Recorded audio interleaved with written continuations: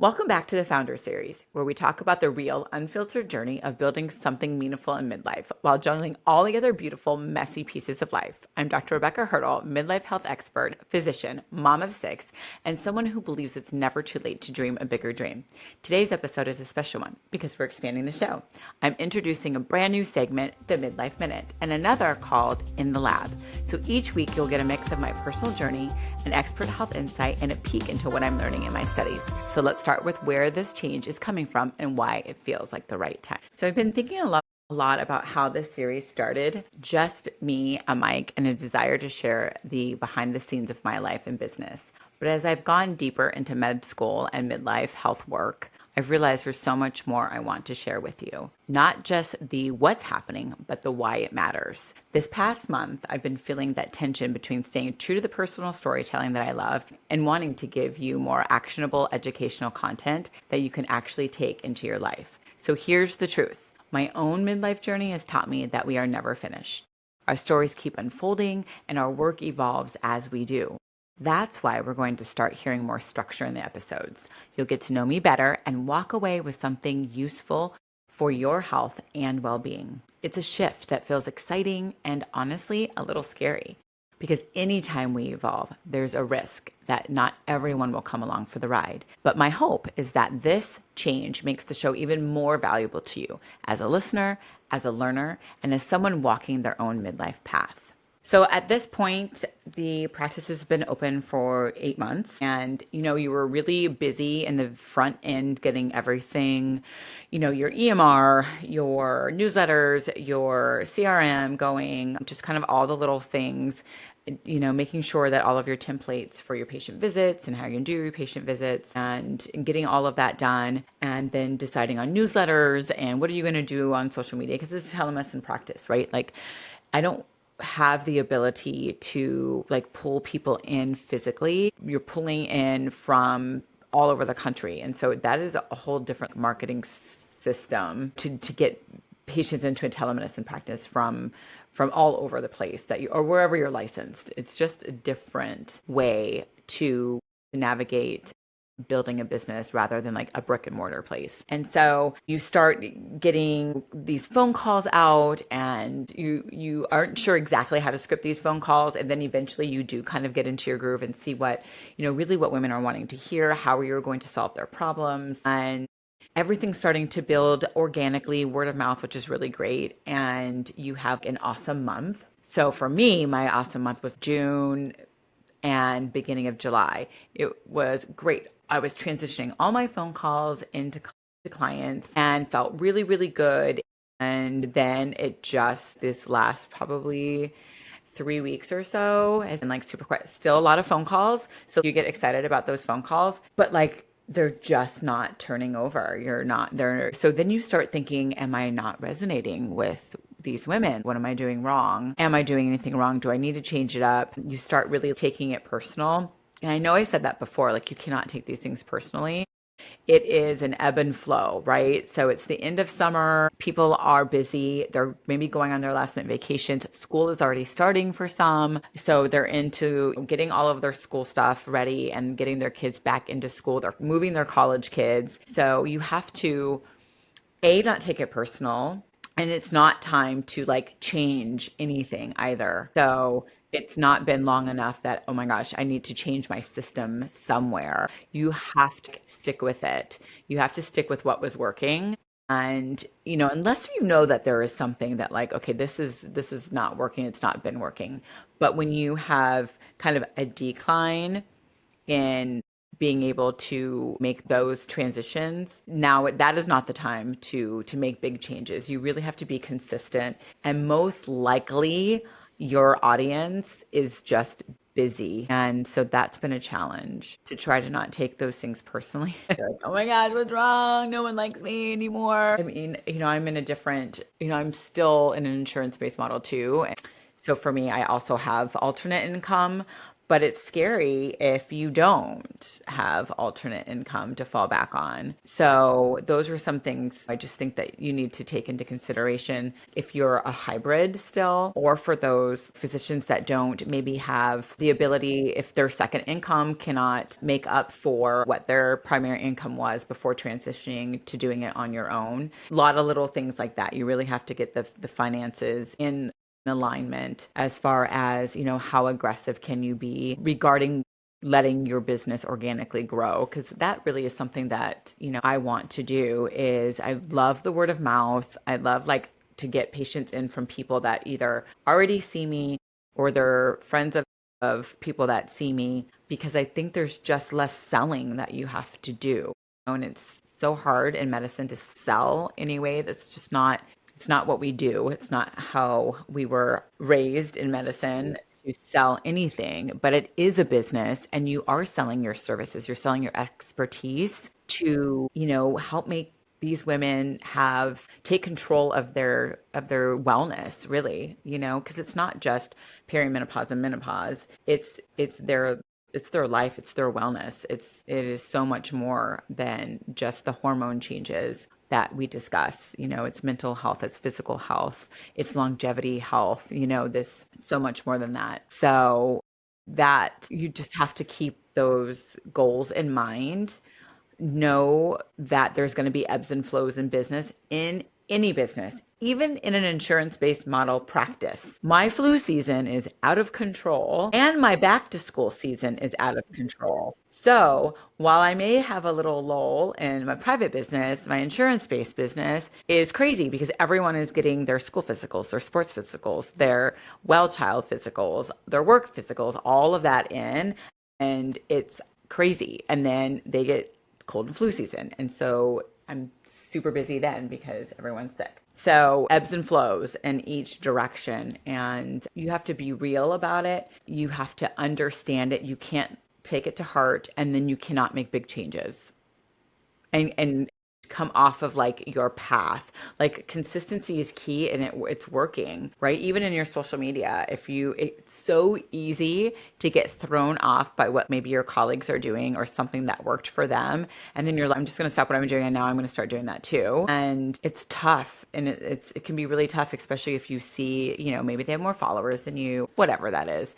It really gets into your head and you start self-doubt and doubting your message. And never doubt your message. Your message is, if it started off pure, it's pure, and it should stay that way. And your community that you've built loves that about you. And I think I learned a lot about myself with that in my message. At first, I started off a year ago with so many like bright filters and things because I just was like not comfortable in my own skin. And it was funny because my kids like used to make fun of me for it too. And I finally was just like, okay, my like lovely brand manager was like, leave off the filters. And now I can't even imagine not having them on. The light and makeup and highlight, you can put highlight on and whatever. Or, I mean, y'all get pictures of me first thing in the morning, working out with my coffee, no lashes on, hair's in a bun, sweaty in the sauna. That is it. That is truth right there. And so that message I think comes out with like, yeah, she looks like me. Okay. You all can throw on these Amazon lashes too. But I take them off every day and you see me with them off. And so what's interesting about that is I think that's when you really resonate with your community, no matter how big that community is. I want everyone that I talk to know I get you. Like, this is how I feel in the morning. I have some mornings I cannot get out of bed, but I do. And I don't want to work out, but I do. I, feel terrible, or I'm having a good day. I'm not having a great day. So I'm going right with you right along with this, or, mom things and, irritating things that your kids say to you, or, you don't get to spend enough time with them one week. All those things are so important for your community. So you stick with that path, stick with what's real. I think that's super important. I'm learning that. And that's super important to me for my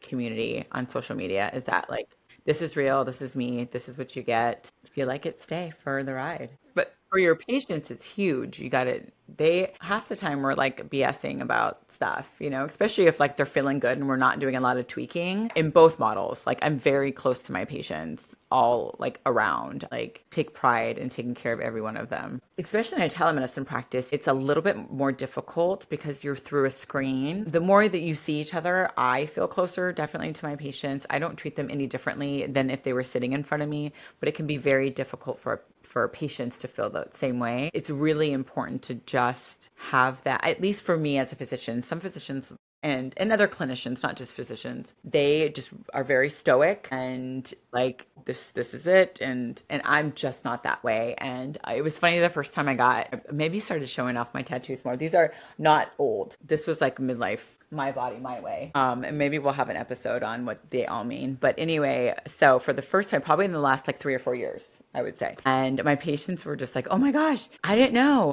Like, that's really cool. Or I didn't know you had those. And I said, here's the deal.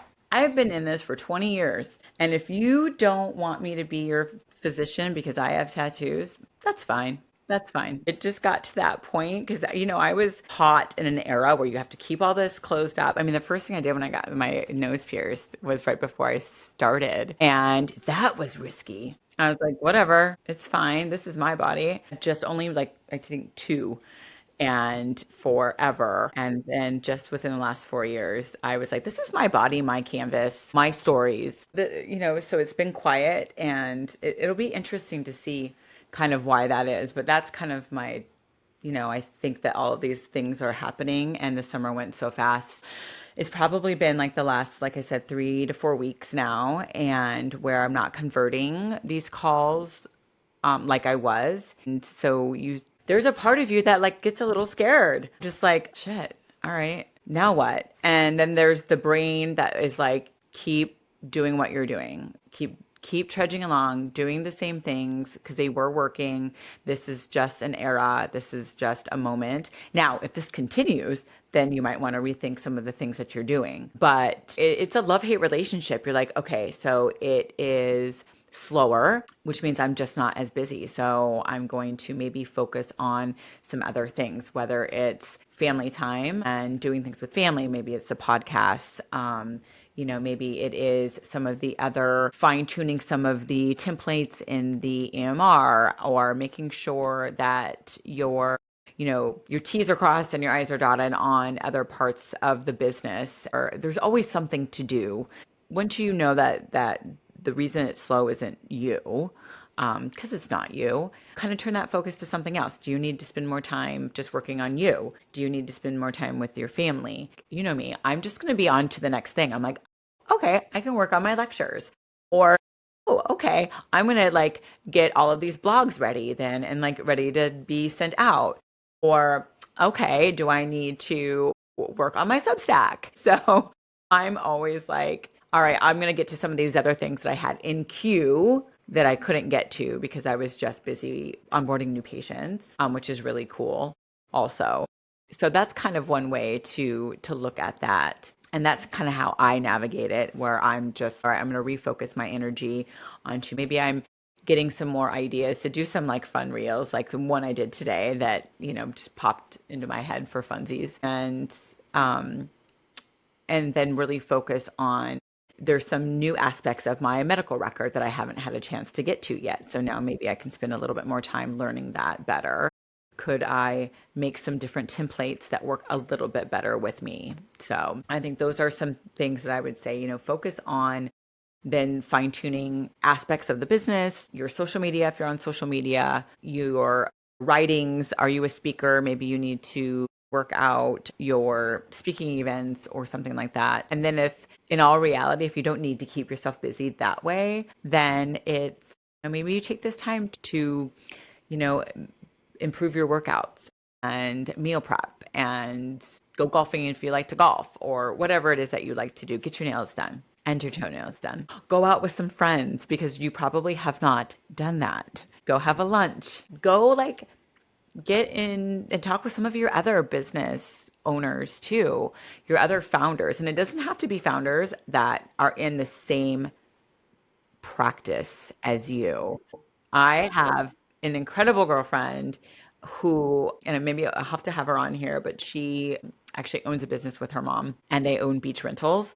And I love just shooting back and forth now that I, am a founder and a business owner, and she's been doing hers forever with her mom. And so, just chit chatting with other female business owners in different types of business, I found really, really cool and really interesting. And you really do get ideas of different ways to run your business or things that you haven't thought of, especially since she's been doing it forever. See, I get excited and hit my mic. So she's been doing it forever. And yeah, it'll be a great conversation. I'd like to bring her on sometime and really chit chat just back and forth about entrepreneurship and whatnot. So that's kind of how I'm getting through this slow season. I don't know that I want to call it a season. I hope it's not a season, but this slower time. And listen, let's be honest, my own kids are going back to school. So I just had to get uniforms because they wear uniforms and shoes. And thank goodness Walmart delivers school supplies. So all of those things, I'm still doing all of those things too, and getting kids on the bus for the first time. Like Jackson's going to ride the bus. I don't know if he's fine. He's going to be fine. He's pretty excited. His siblings will ride at least on the way there, just not on the way home. I mean, I was a public school girl on a school bus. My kids like sporadically, just because they ended up being private school once we moved somewhere where we just weren't as happy with public school options. So they went private school. And then it was just close to our work. So we would just bring them in and drop them off. We didn't need to have them bussed. But do I pay for aftercare or can you just get bussed home? All right. So speaking of making this show more useful for you, it's time for the very first Midlife Minute. This is where I take a single topic that impacts midlife health and break it down to something simple, actionable, and realistic for your life. So today's topic is how to create meaningful change without overwhelm. Because one of the biggest mistakes I see people make in midlife is trying to overhaul everything at once. Their diet, their sleep, their exercise, their stress management, and then they crash and burn. I always like to say when I'm talking, let's make realistic goals. Because if you make these huge goals, it's like skiing. When I learned to ski, I was not allowed to look at the entire mountain because you get scared to death, and I would sit my ass down and I was not going down that hill. But you take sections of that hill or mountain and you ski down it, and then you take the next section. And so I like to speak about this in the same exact way. Your diet isn't a complete overhaul because you will fail, and that is not fun. Failure is not fun. Same thing with exercise. You can't overhaul it because you're going to get exhausted. You're going to get overwhelmed. So sometimes it's, all right, let's walk for 5 minutes a day, every day. And then the next week it's going to be 10 minutes. And then the next week it's going to be 15 minutes. And then we're going to add a little weights one day. I have found in practice that works so much better because when you talk with a patient and you give them all of these tasks, and then they're just like, it's like drinking from a fire hydrant. You guys, you've heard me say that. It's true. They just don't know where to go at all. So small changes. So when I say, listen, when I see you in a month, even if your weight is the same, you have not gained. And that is a goal. That is success. It's really how your brain is seeing things that we try to make those goals achievable. Your brain sees it as something that is achievable, and then you're going to have far more chance of being able to achieve that and be successful. So kind of like we said that the brain and the body respond to better small stacked changes, kind of like when we hormone stack, right? We don't do it all at once, because if we do it all at once, we don't know what works and we don't know what doesn't work, and we don't know what makes you feel like shit. So we stack.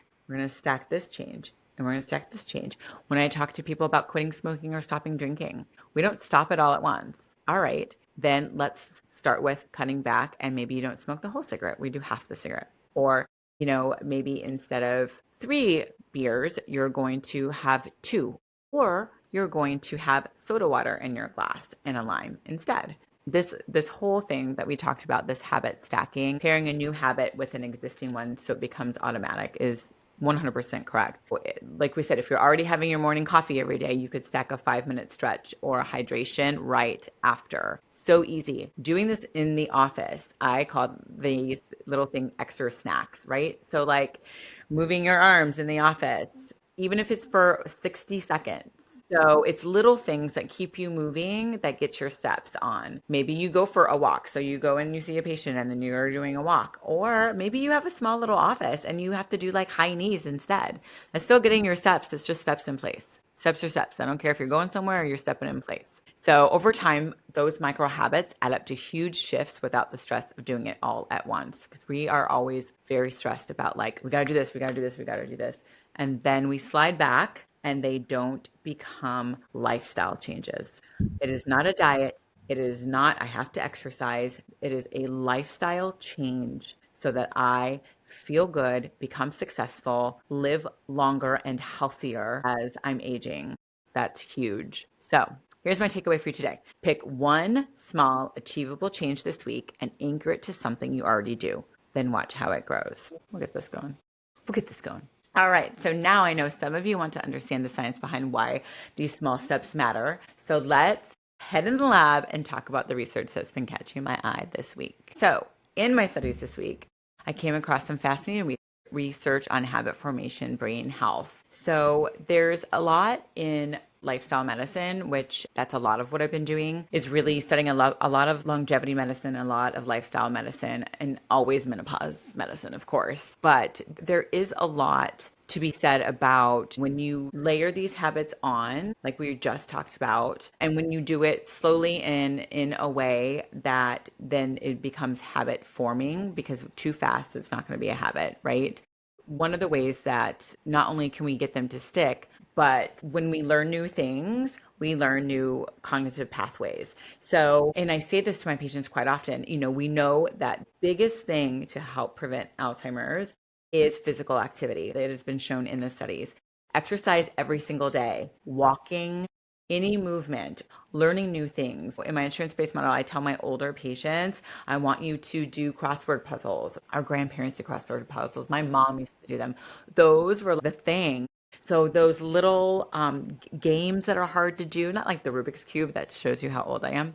The next right here, Rubik's Cube, I don't think I've ever solved one, FYI. They're hard as shit. But there's also like little brain teasers. Those are all really important. And reading, you guys, not scrolling on your phone, but actual reading. So these all absolutely protect our cognitive health and strengthen neural pathways. So when you learn new things and you read new things, it is super, super, super important. So for example, those who built in new micro habits like daily walking after dinner or mindful breathing before bed report greater overall well-being and better stress resilience. This is really, really important too. Not only just better stress resilience and cognitive pathways, but we know that going for a walk after eating after dinner also helps with like insulin and keeping that in check too, which also affects your brain. So all of those take into account just really healthy habits, mindful breathing, and letting go of the stress of the day 100% allows you to understand stress and deal with stress a lot better as you go out through your day or through your week. So the big takeaway here is that the most sustainable transformation often starts small and stay consistent. All right, y'all, that's it for today's episode and our very first with the new show format. I'd love to hear what you think about adding the Midlife Minute and In the Lab to the Founder Series. If today's episode resonated with you, share it with a friend who's navigating a change in midlife and let them know they're not alone. And remember, whether you're starting fresh or simply shifting gears, the smallest steps can create the biggest impact. Thanks for spending this time with me, and I'll see you all next week. Make sure that you like and subscribe and leave a review. Follow me on all of the platforms as well if you don't. Bye, y'all. See you next time.